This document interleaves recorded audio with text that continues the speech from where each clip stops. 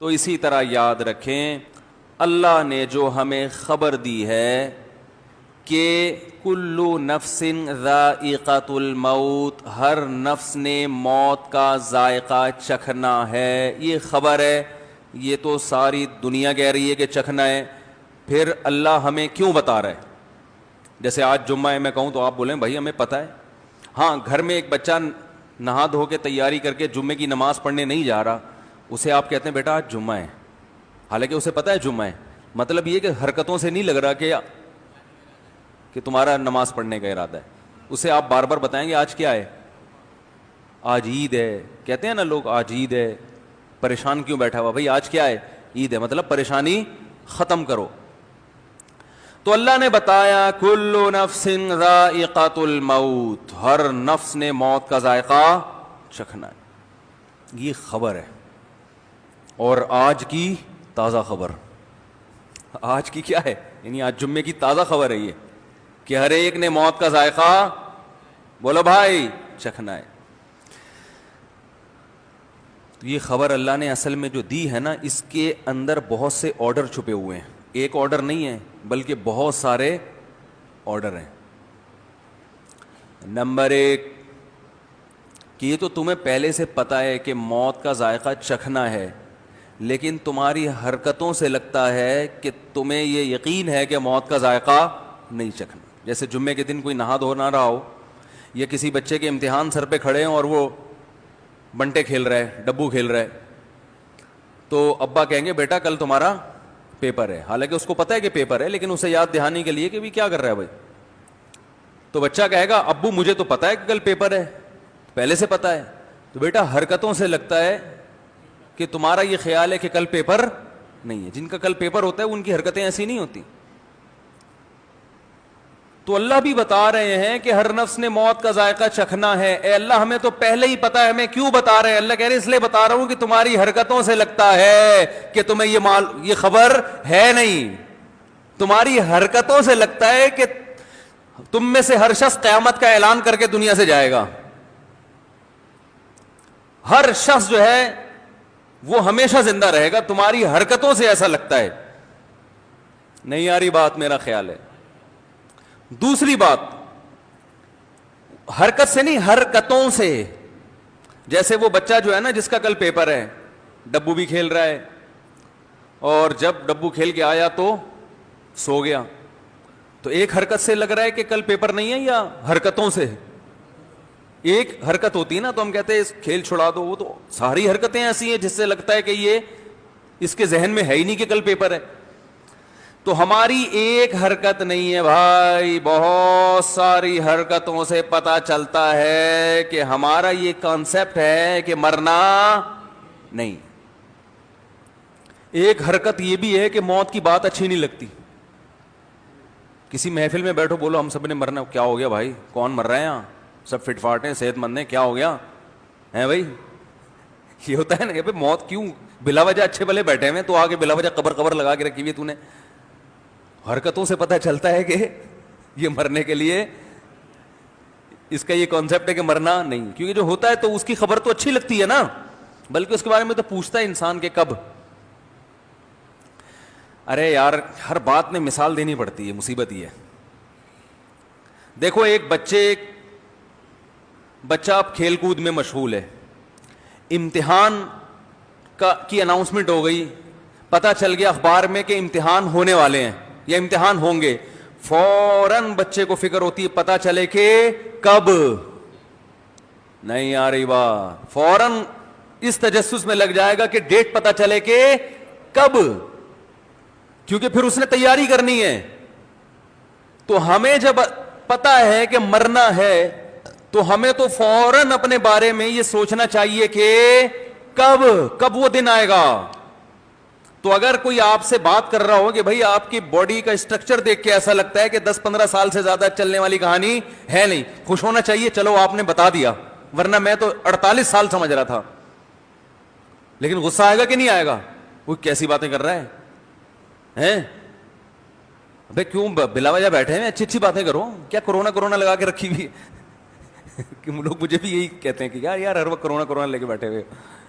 Corona سے ڈرا رہے ہو. Corona سے تھوڑی ڈرا رہے ہیں, موت کی تیاری کے لیے آپ کو کہہ رہے ہیں کہ پہلے سے تیار. نہیں مرے تو اچھی بات ہے, مر گئے تو پہلے سے توبہ طائب کر کے نکل لیں گے. کیا خیال ہے؟ یہ کہنا چاہ رہے ہیں جو آپ سمجھ نہیں پا رہے. تو دوسرا ہم یہ بھی کہہ رہے ہیں کہ اللہ مارے تو ٹھیک ہے, خود سے مرنے کی زبردستی کوشش نہ کرو نا. تیاری, جتنی تیاری کا ٹائم مل جائے اچھا ہے نا.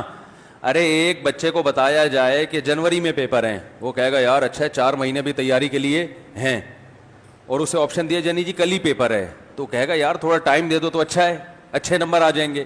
تو ہم بھی کہتے ہیں زندگی کا تھوڑا ٹائم مل جائے تو جنہوں نے توبہ نہیں کی ہے وہ توبہ کر لیں. کیا خیال ہے؟ کچھ اپنے اعمال کو سیدھا کر لیں, کیونکہ ابھی فوراً مر گئے تو میرا خیال ہے ہم میں سے کوئی ایسا نہیں ہے جو اتنا نیک ہو کہ سیدھا کہاں جائے, جنت میں. کچھ ہم لوگوں کے اعمال کو اتنے اچھے تھوڑی ہیں. تو اللہ نے ہمیں جو موت کی خبر دی, اس خبر میں بہت سارے آرڈرز چھپے ہوئے ہیں. ایک آرڈر یہ ہے کہ تمہاری, یعنی آرڈر کیا ہے, تمہاری حرکتوں سے لگتا ہے کہ تم مرنے کے لیے تیار نہیں ہو. نمبر 1, وہ حرکتوں میں ایک حرکت کہ موت کا تذکرہ اچھا نہیں لگتا. یہ بھی ایک بڑی غلط حرکت ہے. حالانکہ اہل اللہ جتنے بھی ہیں, دیکھو قرآن ٹینشن بڑھانے کی کتاب ہے, ٹینشن ختم کرنے کی کتاب ہے. ختم کرنے کی ہے نا, ٹینشن بڑھانے کی ہوتی تو یہ تو پھر ایک عیب ہے نا. لیکن عجیب بات ہے, قرآن میں موت کا تذکرہ بہت ہے. تو لوگ کہتے ہیں موت کے تذکرے سے ٹینشن بڑھتی ہے. میں کہتا ہوں بڑھتی ہے تو قرآن اس کا تذکرہ بار بار کیوں کرتا ہے؟ موت کے تذکرے سے ٹینشن کم ہوتی ہے میرے بھائی, بڑھتی نہیں ہے. بہت مشکل ہے یار. آپ بھی بول رہے ہیں کہ مفتی صاحب کیسے دعوے کر رہے ہیں یار. موت کے تذکرے سے ٹینشن کم ہوتی ہے, بڑھتی نہیں ہے. کیوں؟ جب بار بار بار بار موت کا تذکرہ, تو انسان اس دنیا سے دل لگانا چھوڑ دیتا ہے. اور ٹینشن کی بیسک وجہ ہی دنیا سے محبت ہے. ارے جس محبوبہ سے محبت ہو اور اس کے بارے میں یقین ہو کہ یہ محبوبہ بچھڑ جائے گی, تو اس سے انسان کی ٹینشن کم ہوگی یا بڑھے گی؟ یہ محبت تو زہر ہے. دوستی لگا رہے ہو کہ پتہ ہے کہ یہ ساتھ چھوڑ دے گا. ایک دوست وہ ہوتا ہے جس کے بارے میں پتہ نہیں ہوتا, جب ساتھ چھوڑتا ہے تو پھر آدمی کہتا ہے یار یہ کیا ہو گیا. اور ایک دوست وہ ہوتا ہے جس کے بارے میں پہلے سے پتہ ہے کہ یہ ساتھ چھوڑ دے گا. اس سے دوستی لگانا تو پرلے درجے کی بے وقوفی ہے یا نہیں ہے؟ یہ تو بہت بڑی بے وقوفی ہے. تو اللہ نے بار بار موت کا تذکرہ کیا قرآن میں, بار بار. یہ دنیا نہیں, کوئی بھی ڈیلنگ ہو رہی ہو نا, پیسوں کا کوئی بزنس ہو رہا ہے, آپ کا بزنس ہو رہا ہے, گاڑیوں کا کاروبار ہو رہا ہے, یار وہ یہ گاڑی مجھے جو ہے نا 20 سال کی قسطوں پہ چاہیے. یار 20 سال کا کیا پتا زندہ رہیں یا نہیں رہیں. فوراً بولنے کا اثر پڑتا ہے انسان پر, آہستہ آہستہ ذہن بنتا ہے. کچھ کم کر لو, 10 سال پہ لے آؤ. کسٹمر 20 سال کہہ رہا ہے, آپ کس پہ لے آئے؟ بولے 20 سال میں تو بھائی 10 سال پہ لے آؤ. 10 سال پہ آ گیا تو بولا یار بھروسہ تو اس کا بھی نہیں ہے, تو اب آپ ایسا کرو, اگر آپ اس دوران مر گئے تو کیا ہوگا؟ یہ قسطیں تمہارا باپ بھرے گا. مطلب یہ کہ یہ قسطیں کون بھرے گا پھر؟ صحیح ہے نا. یہ تو میں یہاں تمیز سے بات کر رہا ہوں, آپ نے باپ ہی کا حوالہ دینا ہے, ورنہ وہ مانے گا نہیں. یہ نا مالی معاملات پہلے سے کیا کریں. میں لوگوں کے مالی معاملات دیکھ کے حیران ہو رہا ہوں کہ ایسے بڑے بڑے سودے کر رہے ہیں اور ایسے کرتے ہیں جیسے ان کو یقین ہے کہ میں نے زندہ رہنا ہے. او بھائی ابھی لکھو, ابھی میں مر گیا تو کیا ہوگا. مجھے ایک بینک والے آفر کر رہے تھے کہ آپ قسطوں پہ مکان لے لیں نا. بینک والے کہہ رہے تھے کہ ہم آپ کو آسان قسطوں پہ ایک مکان دلوا دیتے ہیں. میں نے کہا کتنے سال کی؟ انہوں نے کہا کہ اتنے سال کی. میں نے کہا اگر میں کل مر گیا, یعنی آج ایگریمنٹ کرتا ہوں اور یہ قسطیں بھرنا شروع کرتا ہوں, اور میں 3 مہینے بعد مر گیا, پھر کیا ہوگا؟ تو لوگ ایسے سوالات سے کیا کرتے ہیں, ایک مثال دے رہا ہوں میں, تعجب کرتے ہیں کیوں بھائی, کیوں مر گئے, کیوں مر گئے بھائی؟ مر سکتا ہے کوئی بھی, کسی ٹائم مر سکتا ہے. اس کا پہلے سے بتاؤ کہ ہوگا کیا. اگر ہم بالفرض لے لیں آپ مر گئے. ایک صاحب نے مجھے کہا, کسی بڑے محکمے میں تھے, کہ ایک پالیسی ہے یہ خرید لو, میں یہاں بیٹھا ہوں, میں ہوں جب تک آپ بے فکر رہیں. میں نے کہا آپ جب تک ہیں, اس کا مطلب اگر آپ کا انا للہ ہو گیا تو پھر پھر مجھے تعجب سے دیکھتے ہیں.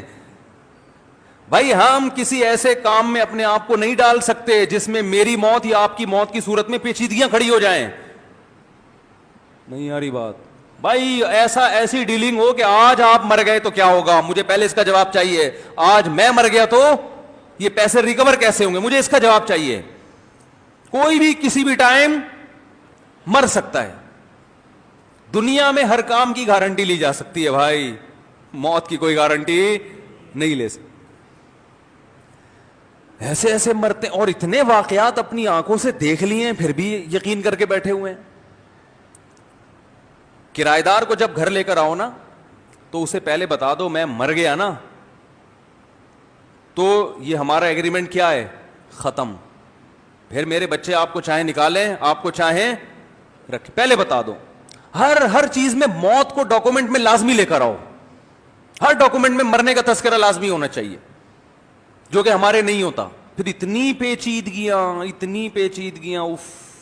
وراثت کی ایک تقسیم ہو رہی تھی, میرے پاس کیس آیا, انہوں نے کہا کہ یہ جو بڑا بھائی ہے مشترک مکان ہے, اوپر والے پورشن پہ گھر بنائے گا. تو میں نے کہا مجھے ایک بات بتاؤ, یہ گھر بنایا رہنے کے لیے اور مر گیا, بات آ رہی ہے سمجھ میں؟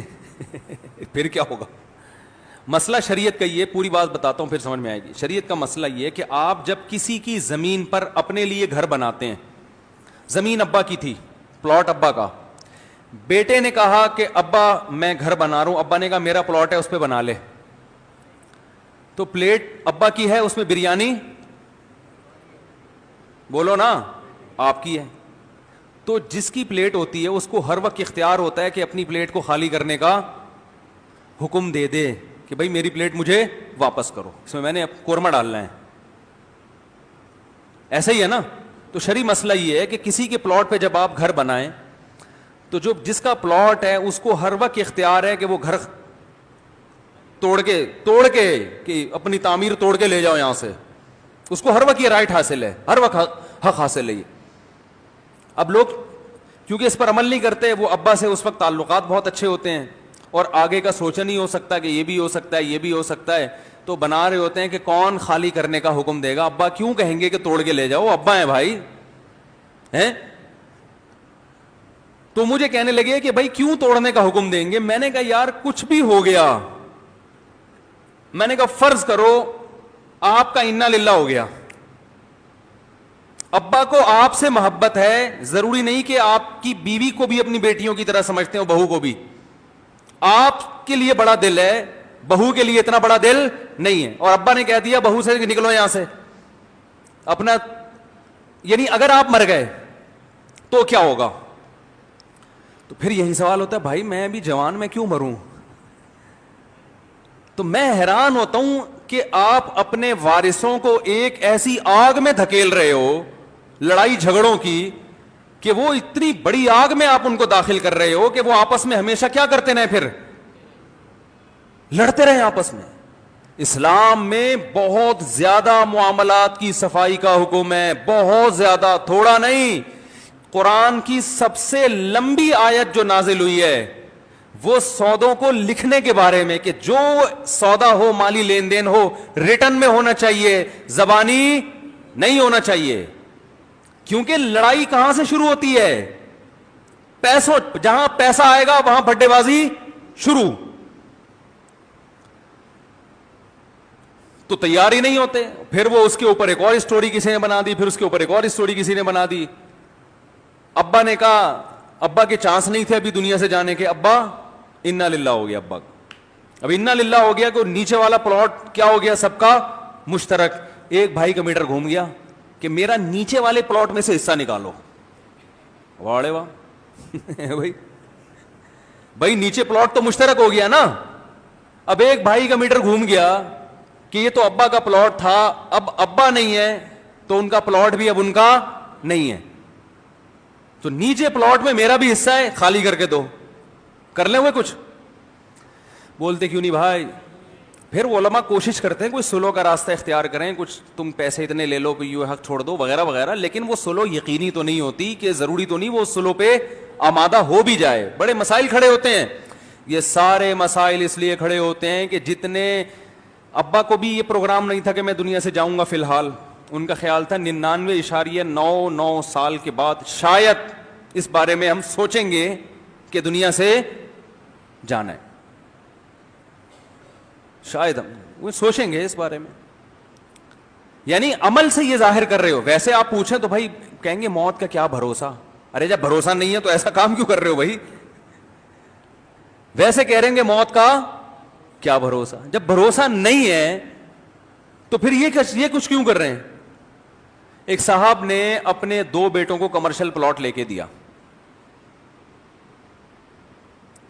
اور کمرشل پلاٹ لے کے دیا تو کہنے لگے کہ وہ یہ 2 بالکل غریب غربا ہیں, یہ کمرشل پلاٹ میں ان کو دے رہا ہوں.